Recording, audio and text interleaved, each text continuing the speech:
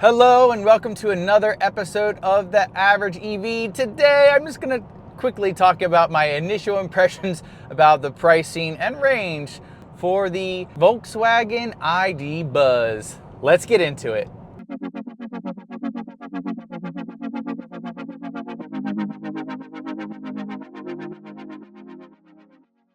All right, everybody, so Volkswagen just recently announced the pricing and all the colors and interior options for the Volkswagen ID.Buzz that is coming to the United States. This is a longer wheelbase, a 3-row van. First off, let me say this. I love the way it looks. I really do. I love the way it looks. I like all the cool colors you can get.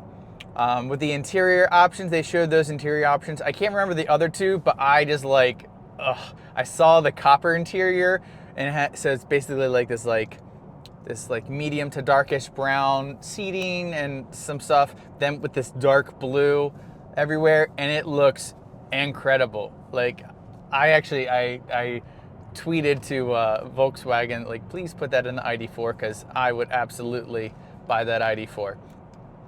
But anyways, yeah, I think it looks great, and with that copper interior, I think that would be the perfect spec car for me.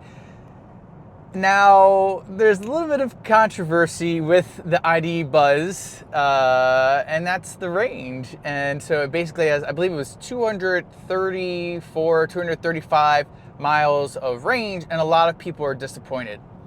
And I just have to say, like, reality check, everybody. It's literally a brick on wheels. There's so much surface area. There's very little attention to aero. And like, what did you think it was gonna get? Did you think it was gonna get 300 miles?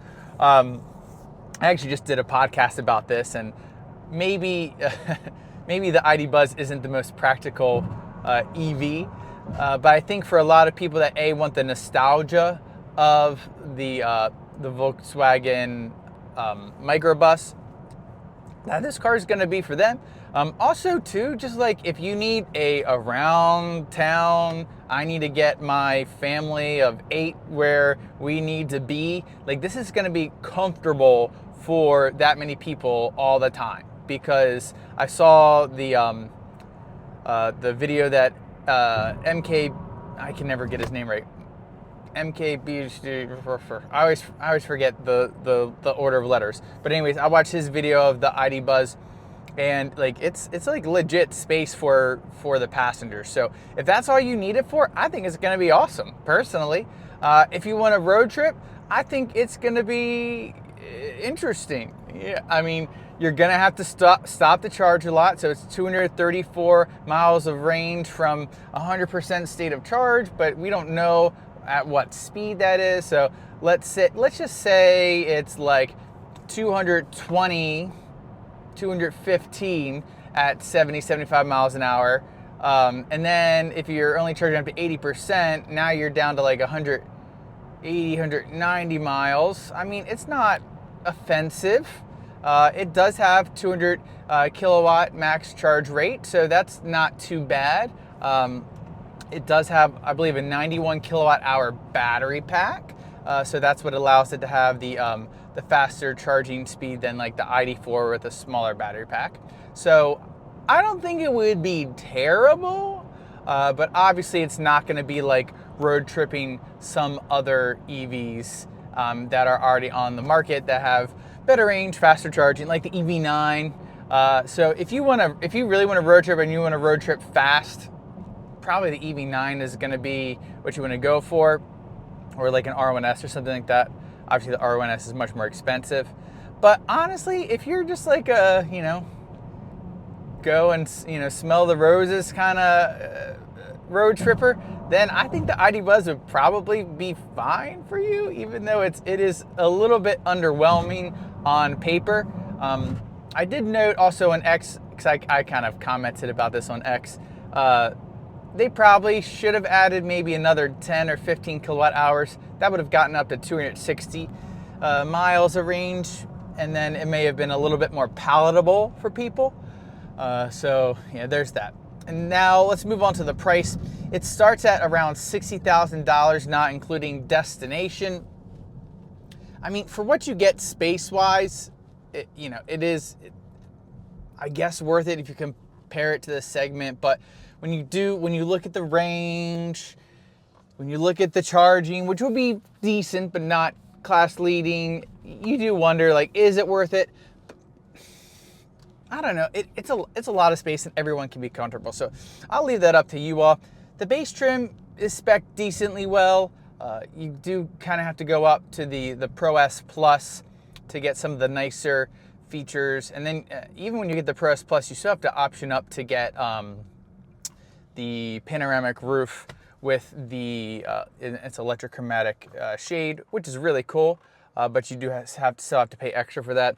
And then you can get also captain's chairs, I think. For the Pro S Plus is for the rear wheel drive, but then if you get the first edition, which is like the nicest spec'd one you can get, you can only get the captain's chairs on the all-wheel drive. So that's a little confusing, but whatever. So I don't know. The price is probably a little bit too high. I also think it's coming from Germany, so it's not going to qualify for the tax credit. So if you're going to get this vehicle, you're probably going to lease it.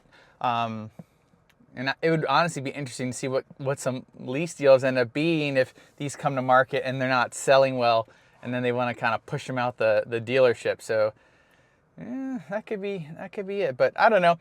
Look at the specs. Figure out what you want. It is interesting to note that the all-wheel drive or four-wheel drive, well, all-wheel drive, whatever, that's probably what it is only a 4-mile range hit.